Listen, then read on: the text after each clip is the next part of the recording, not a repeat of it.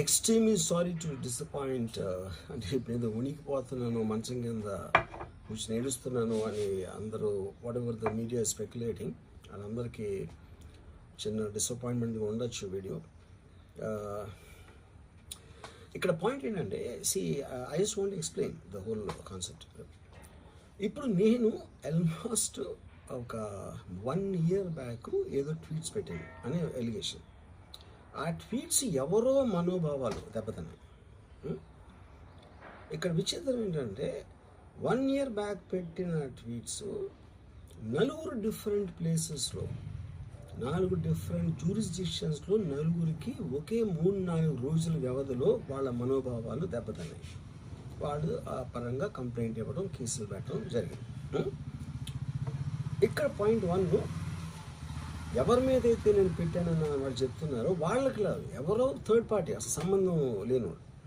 So ఆ కాంటెక్స్లో అసలు ఈ కేసు ఎలాగా, ఈ సెక్షన్స్ ఎలా వర్తిస్తాయి అనేది అప్పుడు ఆబ్వియస్గా నాకు వచ్చే అనుమానం కానీ, నాకు కానీ నా మనుషులు కానీ, ఇది ఒక పర్సిక్యూషన్ చేయటానికి ఒక పద్ధతి ప్రకారం ఉన్న అలౌబుల్ లాస్ని వాడుతున్నారా, లేకపోతే ఇప్పుడు వరల్డ్ ఓవర్ ఒక ఫినామినా ఏం జరుగుతుందంటే, పొలిటికల్ పార్టీస్ వాళ్ళు they are weaponizing the systems of the police. అది అమెరికాలో జరుగుతుంది, యూరోప్లో జరుగుతుంది, ఇక్కడ కూడా జరుగుతుంది.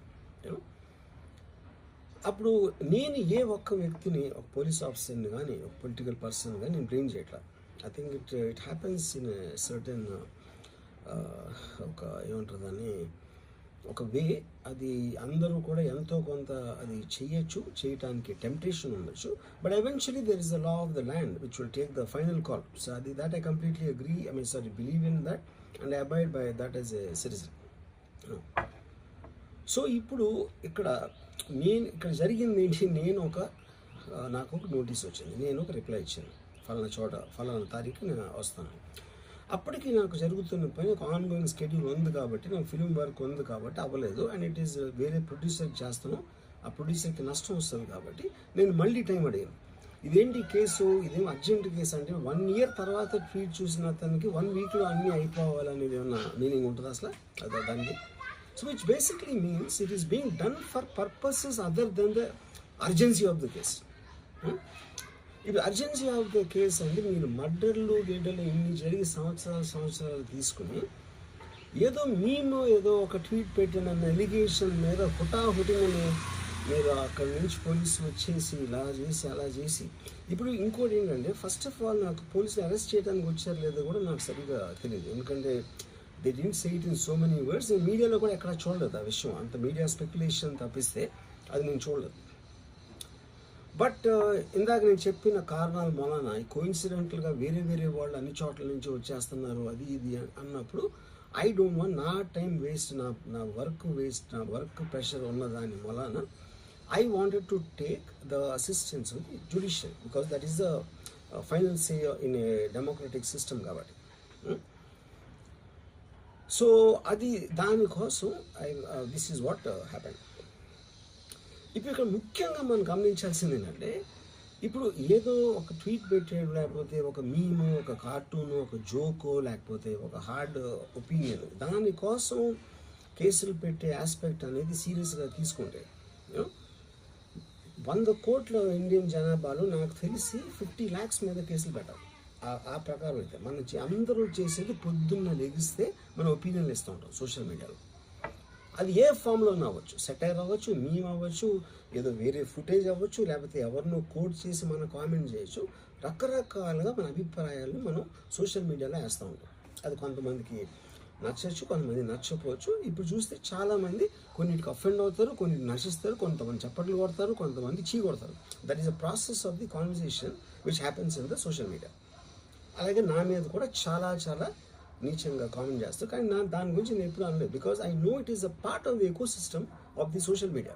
అది లేకపోతే సోషల్ మీడియాకి మీనింగ్ లేదు. ఫస్ట్ ఆఫ్ ఆల్ మీనింగ్ ఉండాలి అని మనం ఒకవేళ అనుకుంటే అప్పుడు దానికి పాలసీ చేయాలి. ఇప్పుడు ఎగ్జిస్టింగ్ థింగ్స్ సరిపోవు కాబట్టి ఏది చేయకూడదు, ఏది చెయ్యాలి అని ఖచ్చితమైన క్లారిటీతో వచ్చినప్పుడు అది ఆటోమేటిక్గా లా ఆఫ్ ద ల్యాండ్ అయిపోతుంది. Then it becomes easy for everyone. కానీ అది చేయటానికి ఫ్రీడమ్ ఆఫ్ స్పీచ్ కట్టేల్ చేయాలా, ఎక్స్ప్రెషన్ కట్టేల్ చేయాలా అనేది of course the experts have to decide and realise దాని మీద ఎలాంటి రామిఫికేషన్స్, ఇప్పుడు దాని పేరు మీద చెప్పి ఫ్రీడమ్ ఆఫ్ ఎక్స్ప్రెషన్ కర్టేల్ చేస్తే that might have many more consequences which could be more dangerous than what they think it is now. So again I want to say, నేను ఎవరిని బ్లేమ్ చేయట్లేదు. ఇప్పుడు ఒక పర్టికులర్ పర్సన్ హైపోథెటికల్గా ఉన్నాను అనుకున్నాం, నా మీద ఒక చేసి నన్ను హెరాస్ చేయడానికి ఒపీనియన్ పవర్లో ఉన్న అతను చేస్తున్నాడు అనుకున్నాం, అంటే తప్పేంటి? ఇప్పుడు హెరాస్ చేసే పవర్ లేకపోతే పవర్లో రావడానికి ఎందుకు అసలు ఏదైనా చేయటానికి?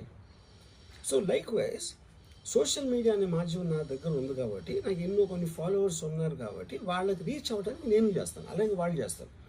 కానీ నన్ను కానీ తన్ను కానీ అందరినీ ఫైనల్గా జడ్జ్ చేసేది judiciary. That is the whole point. మీకున్న ఒక నాన్ క్లారిటీ ప్రాసెస్లో వాట్ ఈజ్ టూ మచ్ అనేది ఎవరు చెప్తారు, ఎప్పుడు చెప్తారు, ఎలా చెప్తారో అది ఎక్కడ రాసి ఉంది. ఆ క్లారిటీ అది లేనప్పుడు ఆటోమేటిక్గా this will keep on happening, you know. So I case కింద ఒక మొత్తం social media almost 90% of them they will be liable for cases to will put. ఏంటంటే పొద్దున్న లేస్తే అందరూ చేసేది అదే, ఎవరో ఒకరిని తిట్టడం, ఎవరో ఒకరిని ఇది చేయడం, ఎవరో ఒకరి మీద ఒపీనియన్ ఇవ్వడం, ఎవరో ఒకరి పర్సనల్ లైఫ్లోకి వెళ్ళిపోవడం. అది తప్పిస్తే సోషల్ మీడియాలో ఇంకేం చేస్తారు అసలు? సో ఇప్పుడు వాళ్ళందరి మీద పెట్టాలి అంటే అక్కడికి ఎలా అంత ఉంటుంది? ఇంకోటి దాని అర్జెన్సీ ఏంటి, దాని ఇంపార్టెన్స్ ఏంటి, ఎంత అంటే ఇప్పుడు మర్డర్ కేసులు, టెర్రరిజం కేసులు ఇలాంటి దానికి ఒక సీరియస్ క్రైమ్స్ ఉండాల్సిన పోలీసు సంవత్సరం క్రితం పెట్టిన ట్వీట్ కోసం అతను he didn't reply properly are he didn't reply అన్న ఒక్క దాని బేసిస్ మీద ఒంగోలు నుంచి పోలీసులు వచ్చేసి అది చేశారు అంటే I'm not able to understand the police priority ఏంటని. నేను పోలీసుని బ్లేమ్ చేయట్లేదు, I'm tracking with the system, I'm not talking about the particular police officers. Ongole police officer మాట్లాడలేను. So is there is system in place for that? Priority of importance అనేది ఉంటుంది కదా ఎక్కడో చోట. అంటే 11 o'clock నేను ఎప్పి రావాలి, నేను 10 o'clock రిప్లై ఇస్తే 10:30కి వచ్చేస్తే which means they're already there. అంటే అన్ని పనులు వదిలేసి ట్వీట్ పెట్టిన వాళ్ళ మీద వస్తే I really don't understand the context honestly, you know. అందుకని ఇప్పుడు ఇది నాది క్వశ్చన్ కాదు.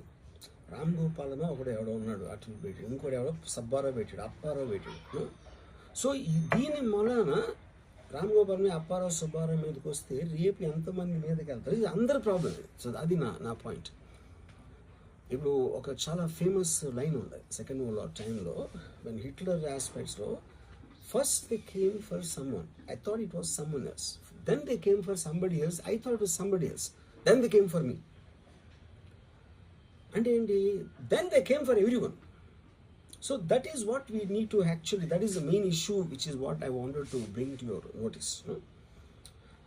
అప్పుడు ఒక్క సెకండ్ నన్ను మర్చిపోతే సోషల్ మీడియాలో ట్వీట్స్ మీమ్స్ పెట్టినంత మాత్రాన ఎవరో ఒకళ్ళు ఏదో ఒక రోజు మేల్కొని 1 year తర్వాత నేను అప్పుడు చూశాను కానీ ఇప్పుడే చూశాను, అప్పుడు పెట్టాము, ఇప్పుడు నా మనోభావం దెబ్బతిందంటే అసలు దానికి అంత అనేది ఉంటుందా అలాంటి కేసులు పెట్టడానికి? ఓకే, బై లా కంప్లైంట్ వచ్చినప్పుడు కేసు తీసుకోవాలి, ఐ అండర్స్టాండ్. నాకు అంత మాత్రం లా పరిజ్ఞానం నాకు కూడా ఉంది.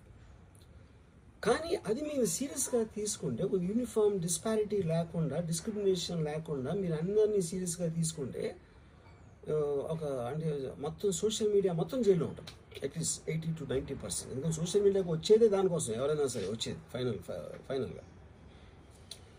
So basically I felt there is a need for me to tell concern people. ఇప్పుడు నేను పారిపోయానా, దాక్కుని ఏడుస్తున్నానా, భయపడి ఉనికిపోతున్నానా, వాట్ ఎవర్, అది okay, that's all fine. I know that is for entertainment at the end of the day. అలాంటి thumbnails లేకపోతే ఎవరు చూడరు కాబట్టి వాళ్ళ బతుకు తీరు కోసం అలాంటివి పెట్టుకుంటారు. I have no problem with that. Everybody wants to make a living. But on the larger picture I want to say this one thing lastly నేను చెప్పేది అంటే, ఒక్కటే అందరూ అర్థం చేసుకోవాల్సింది, ఇది సోషల్ మీడియా ప్రాబ్లం, నా ఒక్క ప్రాబ్లం కాదు. That is what I will request everyone to understand, including if at all ఎవరన్నా దీన్ని పని కట్టుకుని ఇది చేసే మనుషులు ఎవరన్నా ఉన్నారని నేను చెప్పట్లేదు. I don't want to jump the gun, but even for them I think fundamental importance is this point అనేది I wanted to tell. Thank you.